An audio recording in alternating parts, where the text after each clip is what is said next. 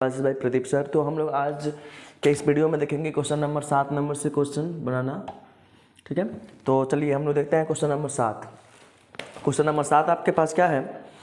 Question number 7 आप लोग पढ़िएगा स्क्रीन पे। क्वेश्चन नंबर 7 है आपके पास कि भूमि के एक बिंदु से 20 मीटर ऊंचे भवन के शिखर पर लगी एक संचार मीनार के तल और शिखर का उन्नयन कोण क्रमशः 45 और 60 डिग्री है, तो मीनार की ऊंचाई ज्ञात कीजिए। देखिए यह जो क्वेश्चन है अपने किताब में VVI लगा लीजिएगा, जैसे कि दिया होगा 7 नंबर VVI मतलब वेरी वेरी इंपॉर्टेंट। ठीक है, तो भूमि के एक बिंदु से एक 20 मीटर ऊंचे भवन के शिखर पर लगी एक संचार मीनार के तल और शिखर के उन्नयन कोण क्रमशः 45 और 60 डिग्री है, तो मीनार की ऊंचाई ज्ञात कीजिए। ठीक है, तो चलिए हम लोग देखते हैं। सबसे पहले क्वेश्चन क्या दे रहा है, तो भूमि के एक बिंदु से, तो सबसे पहले भूमि तो यानी जमीन है ये मान लीजिए। ठीक है, और थोड़ा सा टेढ़ा हो गया है।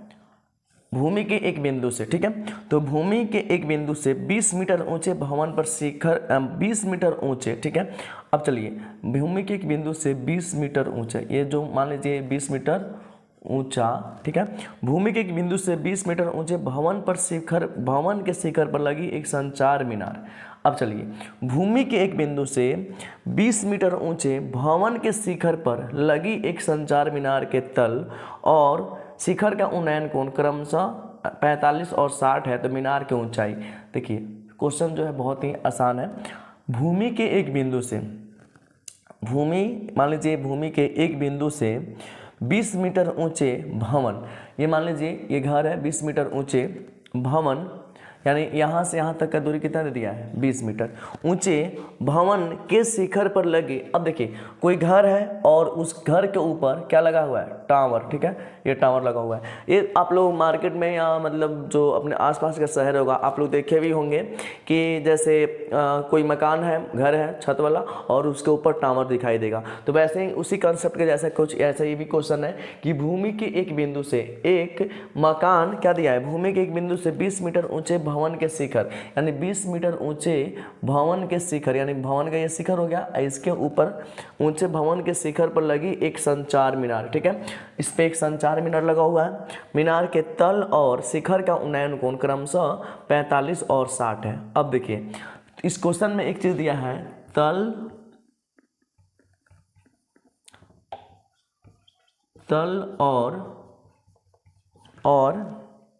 और शिखर। ठीक है, चलिए हम देखते हैं तल और शिखर।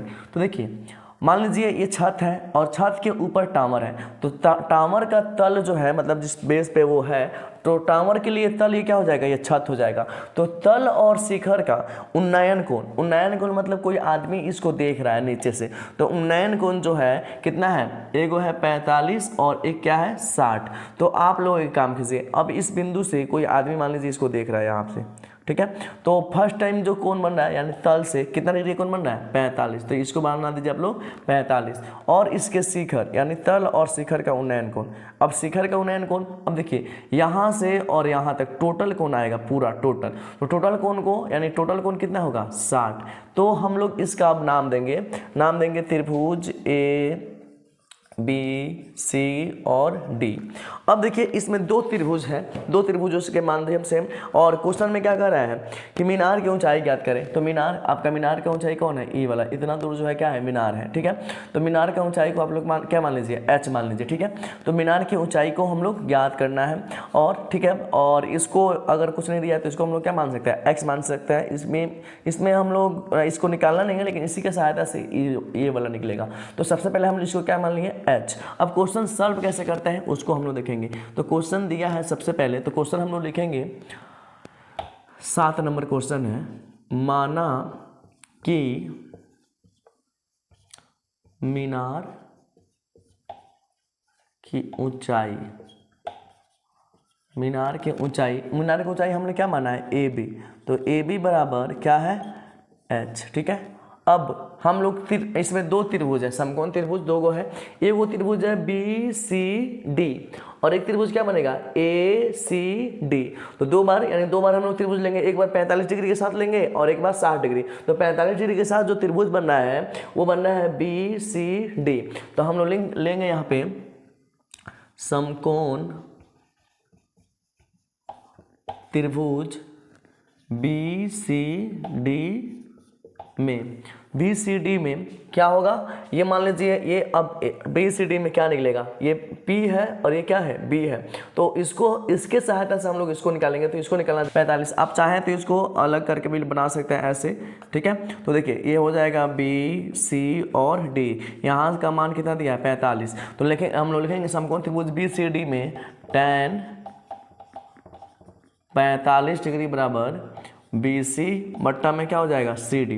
तो tan 45 का मान क्या हो जाएगा 1 और बी सी का मान कितना दिया है 20 और सी डी का मान x। तो यहाँ पे कुछ नहीं है तो 1 है, क्रॉस मल्टीप्लाई आप करेंगे तो x बराबर क्या हो जाएगा 20 मीटर। अब इसको मान लेंगे आप समीकरण 1। अब आइएगा समकोण त्रिभुज, यहाँ पे लिखेंगे अब समकोण त्रिभुज किसमें ए सी डी में। तो ए सी डी में तो ए से लेके सी और डी, तो ए सी और सी डी, यानी यहाँ से यहाँ तक क्या है ए सी, मान लीजिए ई वाला जो दूरी है यहाँ से लेकर और यहाँ तक ए सी। तो हम लोग ए सी में क्या आ जाएगा, अब इसमें तो थीटा जो बना है tan 60 है, अब क्या हो जाएगा ए सी अब बट्टा क्या हो जाएगा सी डी। तो tan 60 का मान कितना होता है tan 60 का मान होता है कितना होता है √3। और AC का मान, अब AC जो है दो भागों में बटा हुआ है। AC दो भागों में कैसे बटा है, देखिए यहाँ से यहाँ तक AB प्लस क्या है BC। तो AC जैसे जैसे भाग में बटा है हम लोग लिख लेंगे AB प्लस क्या हो जाएगा BC, अब बट्टा में क्या है CD, ठीक है। चलिए अब हम लोग क्या करेंगे, अब मान रखेंगे √3 है।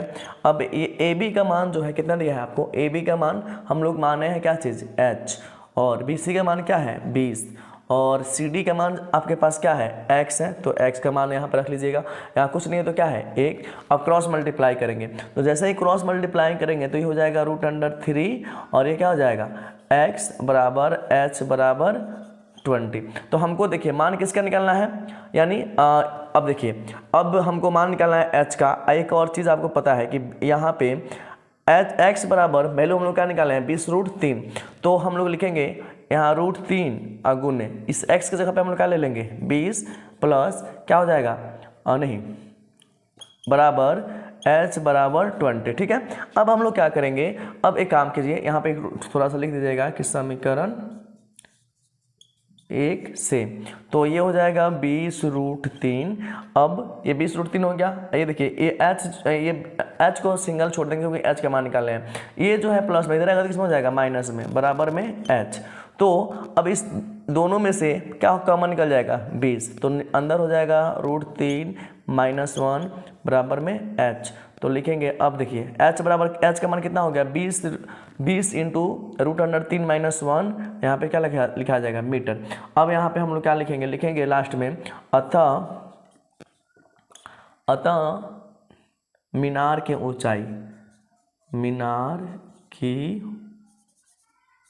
ऊंचाई बराबर क्या हो जाएगा 20 इंटू √3 - 1 मीटर, क्या हो जाएगा आंसर, ठीक है।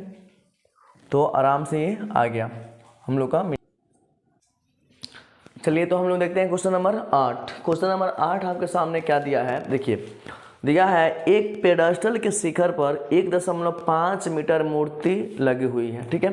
1.6 मीटर ऊंची मूर्ति लगी हुई है। पेडास्टल का मतलब आप क्या समझेंगे, पेडास्टल का मतलब समझिए एक स्टैंड मतलब देखिए जैसे आप लोग सरस्वती पूजा मनाए होंगे, चाहे कोई भी दुर्गा जी का चाहे कहीं भी मूर्ति देखे होंगे, तो एक तरह से उनको स्टैंड होता है। मान लीजिए स्टैंड है और इसके ऊपर मान लीजिए ये क्या है, एक तरह से ये स्टैंड है और इसके ऊपर क्या हुआ है मूर्ति रखा हुआ है इसके ऊपर, ठीक है।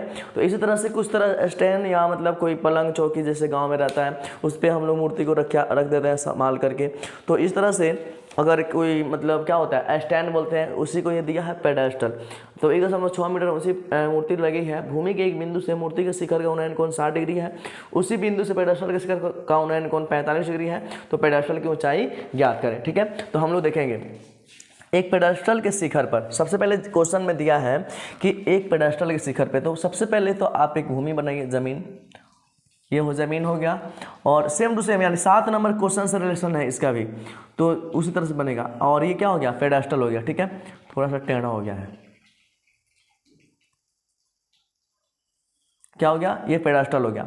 और पेडास्टल के क्या दिया है, पेडास्टल के ऊपर, मान लीजिए स्टैंड है, इसके ऊपर मूर्ति रखा हुआ है जिसका हाइट कितना है 1.6 मीटर, ठीक है, इस मूर्ति का हाइट है। अब फिर क्वेश्चन आएगा, देखिए क्या कह रहा है, भूमि के एक बिंदु से मूर्ति के शिखर का उन्नयन कोण, उसी बिंदु से पेडास्टल के शिखर का उन्नयन कोण 45 डिग्री है। तो चलिए देखिए, अब एक बात बताइए, उसी बिंदु से पेडास्टल के शिखर का उन्नयन कोण 45 डिग्री है। दिया है क्वेश्चन में कि भूमि के एक बिंदु से मूर्ति के शिखर का उन्नयन कोण। अब चलिए, मूर्ति के शिखर का उन्नयन कोण मतलब मूर्ति है, तो मूर्ति के शिखर का उन्नयन कोण जो है कितना दिया है, मूर्ति के शिखर का उन्नयन कोण आप लोग को दे दिया है, मान लीजिए 60 डिग्री। कितना दे दिया है, 60। फिर इसी क्वेश्चन में बोला है, और उसी बिंदु से पेडास्टल के शिखर का उन्नयन कोण, मतलब पेडास्टल मतलब देखिए ये हो गया पेडास्टल यहाँ से यहाँ तक, पेडास्टल के शिखर का उन्नयन कोण वो कितना दिया है 45। तो चलिए इसको भी हम लोग लेंगे उसी बिंदु से, इसी बिंदु से बोल रहा है, तो यहाँ से यहाँ तक क्या हो जाएगा 45, ठीक है। तो चलिए ये हो गया आपका फिगर। अब क्या कह रहा है क्वेश्चन में कि पेडास्टल की ऊंचाई ज्ञात करें। तो पेडास्टल मतलब देखिए यहाँ से यहाँ तक क्या है, ये पेडास्टल है, तो इसका ऊंचाई ज्ञात करना है। इस ऊंचाई को हम लोग क्या मान लेंगे h, और इसको मान लीजिए x। अब इसको क्या त्रिभुज ले लिए ABC, और ये हो जाएगा D। सेम टू सेम पिछले वाला क्वेश्चन, पीछे इसके पीछे वाला में हम लोग इसको निकाले हैं, और इस क्वेश्चन में किसको निकाला है, इसको, ठीक है। तो प्रोसेस नहीं रहेगा, और बस देखिए कैसे बहुत ही आसानी से बनेगा। तो हम लोग लिखेंगे, सबसे पहले लिखेंगे माना कि पेडास्टल की ऊंचाई बराबर, क्या माने हम, पेडास्टल की ऊंचाई यानी पेडास्टल की ऊंचाई, पेडास्टल की ऊंचाई क्या है, ऊंचाई BC बराबर क्या है h। चलिए अब हम लोग इसी त्रिभुज में चलेंगे, समकोण त्रिभुज, समकोण त्रिभुज किसमें, BCD में, BCD में, यहाँ पे त्रिभुज का साइन दे दीजिएगा। तो अब देखिए वहीं यानी P/B, तो क्या हो जाएगा tan, और यहाँ पे क्या हो जाएगा 45। P/B मतलब AB बट्टा क्या हो जाएगा DC, ठीक है। तो tan 45 का मान क्या होता है 1, और ये क्या हो जाएगा h बट्टा में x, और क्रॉस मल्टीप्लाई करेंगे तो h बराबर क्या आ जाएगा x, ठीक है। समीकरण ये हो जाएगा मान लीजिए 1। अब हम लोग आएंगे फिर दूसरे त्रिभुज में। अब समकोण त्रिभुज कौन सा, ACD, तो ACD में अब हम लोग किसको निकालेंगे, tan 60 को। तो लेंगे tan 60 बराबर ये क्या हो जाएगा AC बट्टा में CD, ठीक है, AC बट्टा CD। अब tan 60 का मान क्या होता है √3, तो √3 ले लीजिएगा, और AC का मान इसमें दो भाग में बटा हुआ है AC भी, तो AB प्लस क्या हो जाएगा BC बट्टा CD, ठीक है। अब चलिए हम लोग यहाँ पे कुछ नहीं है तो 1 ले लेंगे, ठीक है, उसको अभी रहने देंगे वैसे ही। √3 बराबर यहाँ पे एक और काम करते चलिएगा, मान लीजिए जब डबल बराबर होता है तो इसका भी साइन देना जरूरी होता है, इसका मतलब यहाँ होता है, ठीक है, √3। तो AB का मान हो जाएगा 1.6, और BC का मान क्या हो जाएगा h बट्टा CD का मान क्या है, CD का मान आपके पास है x। अब यहाँ पे क्या कीजिएगा क्रॉस मल्टीप्लाई, तो इसका गुना इसके साथ, तो ये हो जाएगा √3x, और ये क्या हो जाएगा 1.6 प्लस h, ठीक है। अब एक काम कीजिए, आपको पता है कि जो h है मतलब h और x यहाँ पे दोनों इक्वल है, तो जहाँ पे हमको x चाहिए वहाँ पे x लिख सकते हैं, यहाँ हमको h चाहिए तो h, तो हमको वैल्यू निकालना है किसका है h का। तो यहाँ जहाँ पे हमको मान लो ये x है उसकी जगह पे हम क्या लिख सकते हैं h, तो √3, और इस x जगह पे क्या हो जाएगा h बराबर 1.6 प्लस में h। अब हम क्या करेंगे, इसको जो है उधर लेके जाएंगे, तो क्या आ जाएगा √3 और h, आइए प्लस है उधर जाएगा तो किसमें हो जाएगा माइनस में, तो h बराबर क्या आ जाएगा 1.6। तो इन दोनों में से कॉमन क्या हो जाएगा h, कॉमन h, हम h कॉमन लिए तो आपके पास क्या आ जाएगा √3 माइनस में 1 इंटू ठीक है, वो h हो जाएगा, मान लीजिए h कॉमन हो गया, बराबर क्या हो गया 1.6। अब यहाँ पे आप लोग क्या करेंगे, अब h बराबर क्या हो जाएगा 1.6। आई देखिए ये मतलब इसके साथ गुना में नीचे आएगा तो इसके साथ कितना हो जाएगा बट्टा में √3 - 1। अब h बराबर 1.6 बट्टा √3 - 1 अगुने। अब जब जैसे ही मान लीजिए इसमें हम क्या करेंगे, हर का परिमीकरण आप लोग को आता ही होगा, तो हम लोग यहाँ पे हर का परिमीकरण करेंगे √3 - 1 यानी, तो ये माइनस में है तो किस में हो जाता है प्लस में। ठीक है, तो ये चलिए h बराबर 1.6 इंटू √3 + 1। अब यहाँ पे a प्लस बी और a माइनस बी, तो a plus B minus B का क्या होता है a² माइनस b²।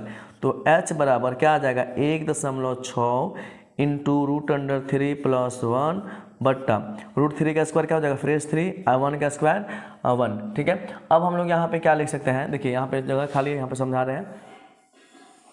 देखिए अब हम लोग क्या लिख सकते हैं, अब लिख सकते हैं h बराबर 1.6 √3 + 1 इंटू बट्टा में फिर 3 में से एक जगह कितना बचेगा 2, आई 2 से घटाइएगा तो कितना हो जाएगा 0, मतलब दशमलव है 0.8। तो h बराबर क्या हो जाएगा 0.8 √3 + 1 मीटर। और लास्ट में क्या लिख लेंगे, यानी अतः पेडस्टल की ऊंचाई बराबर क्या हो जाएगा 0.8 इंटू √3 + 1 लिखेंगे। अतः पेडस्टल की ऊंचाई बराबर क्या हो जाएगा, ऊंचाई 0.8 इंटू √3 + 1 मीटर आंसर। ठीक है, तो मैं उम्मीद करता हूँ ये भी